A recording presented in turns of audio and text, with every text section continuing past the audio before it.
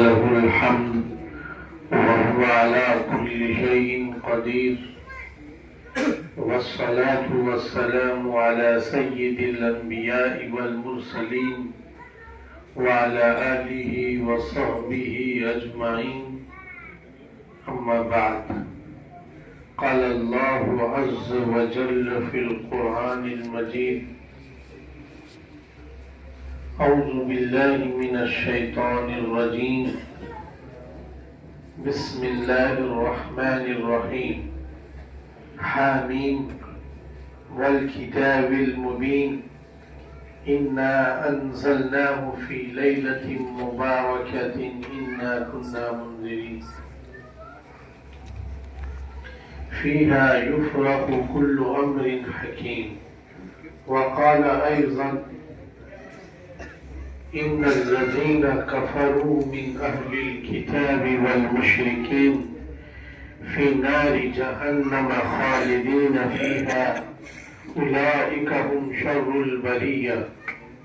إن الذين آمنوا وعملوا الصالحات أولئك هم خير البرية.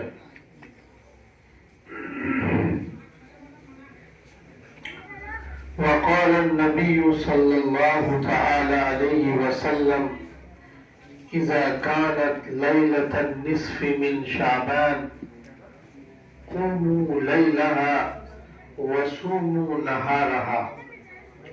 وقال النبي صلى الله تعالى عليه وسلم: خيركم من تعلم القرآن وعلمه.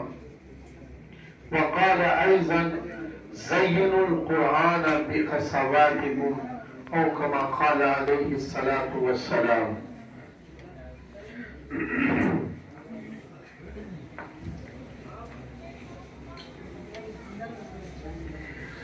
عشق نبی میرے دل میں بھی سما جانا، عشق نبی میرے دل میں بھی سما جانا،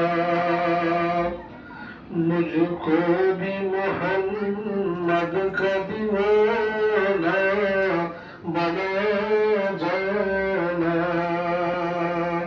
مجھ کو بھی محمد کا دیوانہ بنا جانا، جو رنگ کے راضی پہ رومی پہ چڑھایا تھا،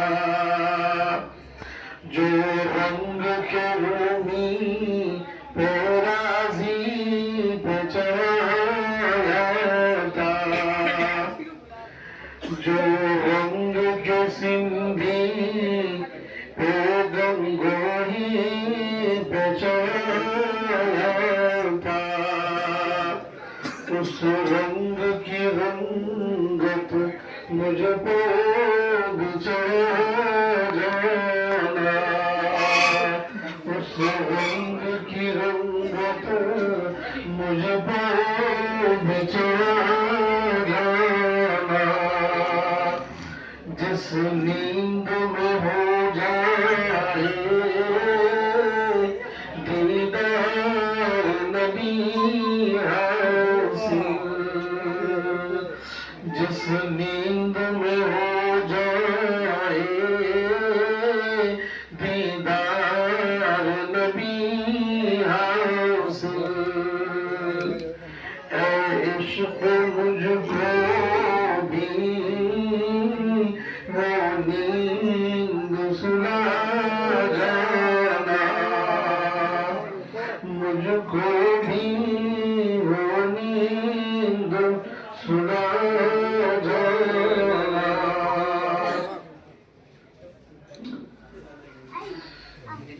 مسجد ہذا جو کالکا جی سے مربوط ہے، یہ مسجد مدنی مسجد کے جملہ مصلیان، انتظامیہ کمیٹی اور اس حلقے میں رہنے والے باعزت ایمان والے بھائیوں اور اسٹیج پر تشریف فرما علماء کرام، قرائے اعظام، اس مدرسے کے روح رواں قافلہ سالار حضرت مولانا نسیم صاحب حفظہ اللہ،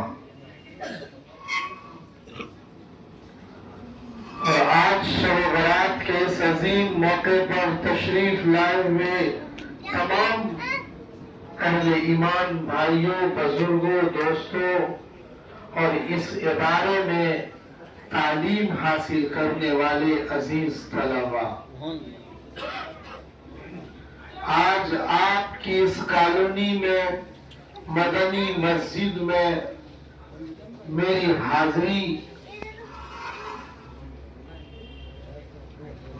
میرے لیے سعادت مندی کا باعث ہے،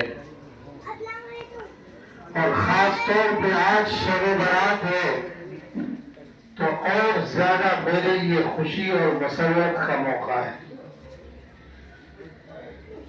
آپ سب لوگ یہاں تشریف لائے ہو، آپ سب کا بہت ممنون اور مشکور ہوں، تہہ دل سے آپ کو مبارکباد پیش کرتا ہوں۔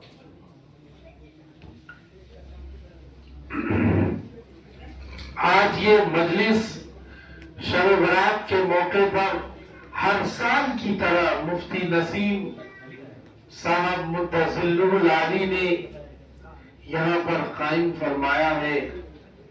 میں جب آیا تو ایک تقریر چل رہی تھی، پھر نعت پڑھی گئی، پھر نعت پڑھی گئی، اور اب مجھے موقع دیا گیا۔ یہاں بچوں نے بھی پروگرام پیش کیا، بچوں کا براہ راست زیادہ تو نہیں سن پایا، لیکن سنیں گے۔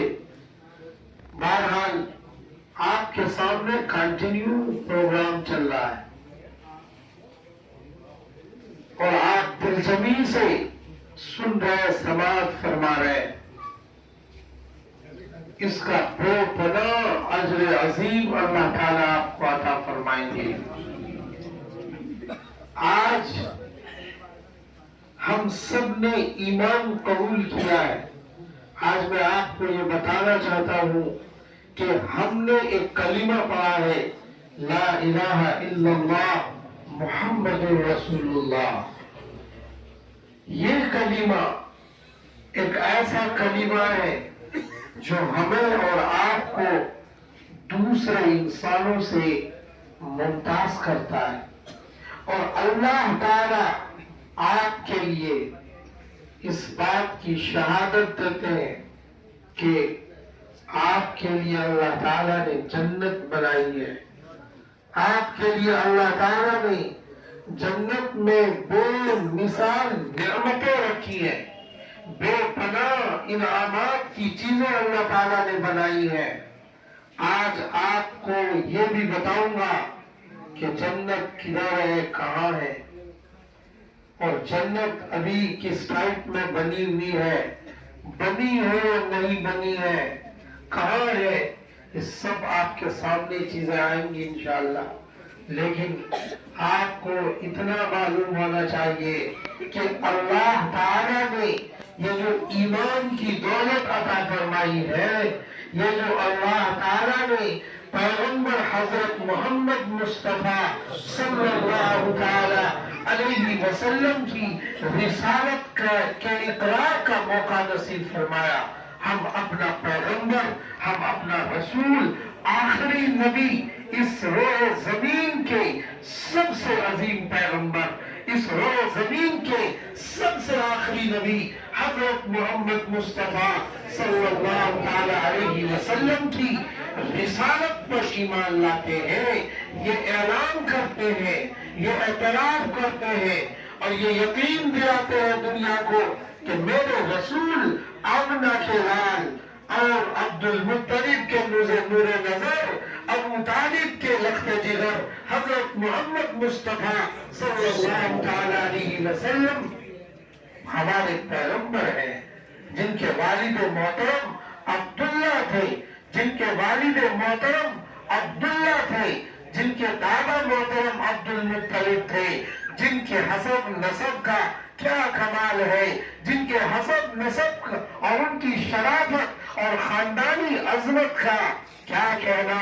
حضور پاک صلی اللہ تعالی علیہ وسلم خود ہی فرماتے ہیں کہ میں تم میں سب سے زیادہ شریف النسب خاندان سے آتا ہوں، میں محمد بن عبداللہ بن عبد المطلب بن ہاشم بن عبد مناف بن قصی بن کلاب بن مرہ بن کعب بن لؤی بن غالب بن فہر بن مالک بن نضر بن کنانہ بن خزیمہ بن مدرکہ بن الیاس بن نضر بن نزار بن معد بن عدنان۔ میں محمد اس روئے زمین پر پیغمبر ہونے کے ساتھ ساتھ مجھ سے بڑا شریف النسب کوئی خاندان اللہ تعالیٰ نے نہیں بنایا۔ آدم سے چھانٹ کر، شیش سے چھانٹ کر، اور حضرت شیش کے بعد صالح سے چھانٹ کر، ہود اور نوح سے چھانٹ کر، اور اسی طرح آخر میں آ کر موسیٰ علیہ السلام کی قوم میں 3000 پیغمبروں کے خاندان سے چھانٹ کر، ابراہیم کے خاندان سے چھانٹ کر، اسماعیل کے خاندان میں حضرت محمد مصطفیٰ صلی اللہ تعالی علیہ وسلم کو اللہ تعالیٰ نے پیدا کیا۔ اسی پیغمبر پر ہم اور آپ ایمان رکھتے ہیں، اس پیغمبر کی رسالت کا اقرار کرتے ہیں جس پیغمبر کو اللہ تبارک و تعالیٰ نے بے مثال مقام عطا فرمایا، ایسا مقام عطا فرمایا کہ ان کے علاوہ کسی اور کو وہ مقام عطا نہیں کیا۔ آپ کو شاید معلوم نہ ہو کہ جب حضور پاک صلی اللہ تعالی علیہ وسلم کو جسد انثوی کے ساتھ، جو حضور کی باڈی تھی، جو حضور کا جسم اطہر تھا، حضور کا جسد انثوی جو تھا، اسی جسد انثوی کے ساتھ اللہ رب الجلال نے معراج کے سفر پر بلایا۔ اللہ نے حضور پاک صلی اللہ تعالی علیہ وسلم کو اپنے پاس بلانے کا جو نام رکھا اسے سفر معراج کہتے ہیں۔ سدرۃ المنتہا پر پہنچے۔ سدرۃ المنتہا وہ بادر ہے جہاں اوپر کے فرشتے نیچے نہیں آتے، نیچے کے فرشتے اوپر نہیں جاتے۔ خود جبریل امین نے یہ ارشاد فرمایا کہ اگر میں سدرۃ المنتہا سے آگے بڑھوں گا تو میرے یہ پر، یہ جو میرے بازو ہیں، یہ سب جل کر خاک ہو جائیں گے۔ اس لیے اے محمد اس سدرۃ المنتہا سے آگے آپ خود بڑھیں۔ سدرۃ المنتہا اس بادر کا نام ہے۔ یہاں ملک میں بادر کا نام ہوتا نہیں ہوتا ہے، دلی میں بھی بادر کا نام ہے، غازی پور بارڈر آتا ہے، سنگھو بارڈر، اور کون سا بارڈر ہے؟ کئی ایک بارڈرز بنا رکھا ہے۔ ایسے ہی اللہ تعالیٰ نے معراج کے سفر پر یہ سمجھانے کی کوشش کی کہ اوپر کے فرشتے اور نیچے کے فرشتے، اس کے بیچ میں بارڈر بنایا، اس کا نام سدرۃ المنتہا رکھا۔ سدرۃ کہتے ہیں بیری کے درخت کو، منتہا کہتے ہیں اینڈ کو، آخری جگہ کی آخری جگہ جہاں بیری کا درخت موجود ہے۔ بخاری شریف کی روایت ہے کہ اس بیری کے درخت کے پتے اتنے بڑے بڑے ہیں جیسے ہاتھی کے کان ہوتے ہیں، اس کے اندر جو بیر آتے ہیں وہ ایسے بڑے بڑے ہیں جیسے مٹکے۔ بہرحال اس سدرۃ المنتہا پر جب پیغمبر اور جبریل دونوں کے دونوں پہنچ گئے تو جبریل امین نے پیغمبر سے کہا کہ اے محمد بن عبداللہ، اس سدرۃ المنتہا بادر سے آگے آپ اکیلے اللہ رب ذوالجلال کے پاس، اللہ رب ذوالجلال کے پاس آپ اکیلے جائیں گے۔ حضور نے کہا آپ بھی میرے ساتھ چلیں۔ سدرۃ المنتہا پر جبریل نے کہا آگے نہیں، آگے تو محمد ہی جا سکتا ہے، بات از خدا تو ہی قصہ مختصر۔ اللہ کے بعد سب سے بڑا رتبے والا، سب سے بڑا مقام رکھنے والا، سب سے زیادہ عظمت ہمارے پیغمبر حضرت محمد مصطفیٰ صلی اللہ تعالی علیہ وسلم آپ ہی اس سدرۃ المنتہا سے آگے جا سکتے ہیں۔ حضور نے جبریل کو انسانی شکل میں تو بارہا دیکھا تھا، لیکن اصلی شکل میں صرف 2 مرتبہ جبریل امین کو پیغمبر نے دیکھا۔ ایک اس وقت جب غار حرا سے حضور خدیجۃ الکبریٰ اپنی بیوی کے پاس تشریف لے جا رہے تھے، جب غار حرا سے واپس آ رہے تھے تو آواز آئی یا محمد یا محمد۔ حضور نے رائٹ میں بھی دیکھا، لیفٹ میں بھی دیکھا، حضور نے سامنے بھی دیکھا، حضور نے پیچھے بھی دیکھا، کوئی انسان نہ تھا، حضور اکیلے ہی جا رہے تھے، آواز آ رہی تھی یا محمد۔ بار بار حضور ہر دشاؤں کی طرف دیکھ رہے تھے، کوئی انسان نہ تھا۔ جب بار بار آواز آئی تو پیغمبر نے اپنی نگاہیں اوپر اٹھائی تو اوپر افق پر جبریل امین کو اصلی شکل میں دیکھا کہ جبریل امین کے کتنے پر ہیں؟ 600 کتنے؟ 600 پر کس کے تھے؟ جبریل امین کے تھے، اور پورا زمین و آسمان کو گھیر رکھا تھا۔ یہ اصلی شکل میں حضور نے جبریل امین کو دیکھا، اور یہ پہلی مرتبہ تھا۔ اور ایک اب دیکھ رہے جب سدرۃ المنتہا سفر معراج پر پہنچ چکے ہیں، سدرۃ المنتہا پر پیغمبر حضرت محمد مصطفیٰ صلی اللہ تعالی علیہ وسلم آگے بڑھے اللہ سے ملنے کے لیے، اور جبریل پیچھے ہٹے۔ تو بھائی کسی کو ہم رخصت کرتے ہیں، کسی کو رخصت کرنے جاتے ہیں، باہر روڈ پر جاتے ہیں تو گاڑی کار میں بس میں بٹھا کر بائے بائے کرتے ہیں کہ نہیں کرتے؟ بھائی انہیں رخصت کرتے ہیں، سامنے والا آگے کو نکلتا ہے اور ہم پیچھے ہٹتے ہیں، رخصت کرتے ہیں۔ جبریل امین علیہ السلام پیچھے ہٹے اور اللہ کے رسول آگے بڑھے، اور جب حضور آگے بڑھ رہے تھے تو دائیں طرف سے یوں مڑ کر دیکھا تو جبریل امین اصلی شکل میں نظر آئے۔ یہ دوسری مرتبہ جبریل امین کو پیغمبر محمد بن عبداللہ حضور پاک صلی اللہ تعالی علیہ وسلم نے دوسری مرتبہ جبریل امین کو اصلی شکل میں دیکھا۔ اب حضور پاک صلی اللہ تعالی علیہ وسلم کو اتنا بڑا سفر اللہ تعالیٰ نے کرایا، جنت کا بھی سیر کرایا، جہنم کا بھی سیر کرایا، اور کئی عجائبات بھی حضور پاک صلی اللہ تعالی علیہ وسلم کو دکھایا گیا۔ تو ہم اور آپ، میں عرض کر رہا تھا کہ ہم کتنے بڑے پیغمبر پر کیا رکھتے ہیں؟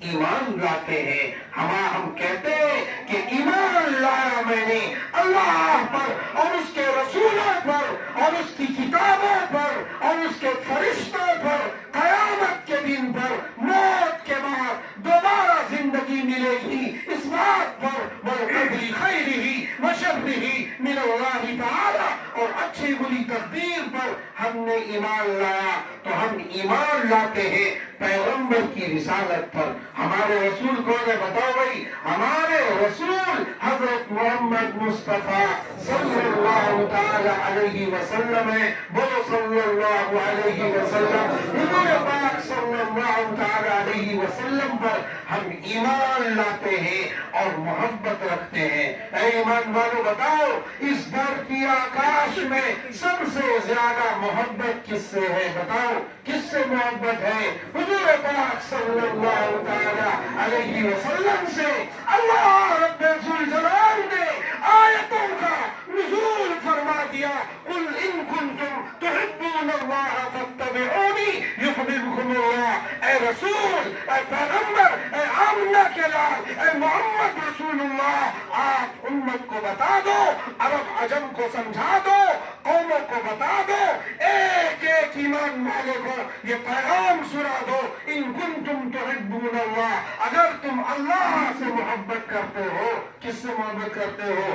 اگر تم اللہ رب ذوالجلال سے محبت کرتے ہو، اگر تم اس اللہ سے محبت کرتے ہو جس اللہ کے بارے میں یہ آیت نازل ہوئی، قل هو اللہ احد اللہ الصمد لم یلد ولم یولد ولم یکن له کفوا احد، کہ اس کا کوئی شریک نہیں، اس کا کوئی ہمسر نہیں، لا مکان ولا زمانہ، نہ کسی جگہ میں ہے نہ کسی زمان میں ہے، وہ کسی زمانے سے بھی پاک ہے، وہ مکان سے بھی پاک ہے، وہ جگہ سے بھی پاک ہے، وہ لا مکان ولا زمانہ، وہ زمان اور مکان سے بھی بالا تر ہے۔ تو اس اللہ رب ذوالجلال نے پیغمبر سے کہا، جس اللہ تعالی کی طاقت، اس کی شہنشاہیت، اس کا مقام، اس کا مرتبہ ابھی آپ کو بتاؤں گا، وہی اللہ کہتا ہے ان کنتم تحبون اللہ،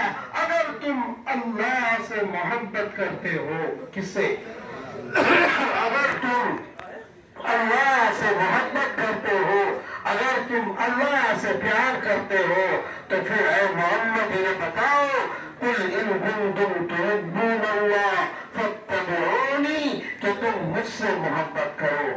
اللہ محبت جب تم سے کریں گے، جب تم کس سے محبت کرو گے؟ پیارے رسول حضرت محمد مصطفیٰ صلی اللہ تعالی علیہ وسلم سے۔ اب بتاؤ سب سے زیادہ محبت کس سے ہے؟ محمد عربی صلی اللہ علیہ وسلم سے۔ ایک ایک ایمان والا دل دماغ کو حاضر و ناظر کر کے یہ کہے کہ اس دھرتی آکاش میں سب سے زیادہ محبت پیارے رسول مدینہ کے سردار محمد عربی صلی اللہ علیہ وسلم سے ہے۔ کہو سب سے زیادہ محبت کس سے ہے؟ محمد صلی اللہ